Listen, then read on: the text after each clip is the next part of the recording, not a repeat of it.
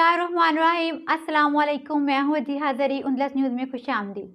दस्का और गिरदानवां में गैर एलानिया बिजली की लोड शेडिंग और परमिट की इत्तला के बगैर सारा दिन बिजली बंद। मसाजिद में पानी की किल्लत, सार्फिन का एहतजाज। आइए देखते हैं डस्का से शहबाज भट्ट की ये रिपोर्ट।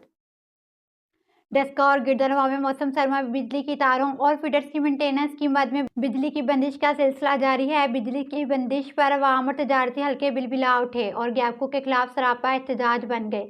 कई माह से डस्का शहर के मुख्तलिफ इलाकों में कई घंटे बिजली की बंदिश जारी है। सुबह से शाम तक बिजली बंद रही और शहरी पानी को तरस गए। गैपको के काम के मुताबिक बिजली की तारों की तमीर और मरम्मत के सिलसिले में चंद घंटे बिजली बंद रही, जिसे बाद में बहाल कर दिया गया। ताहम शहरी इलाकों में घंटों बिजली की बंदिश से तलबा और तालबा स्कूल जाने से भी कासी रहे और घरों में खवातीन खाना पकाने से महरूम रहीं।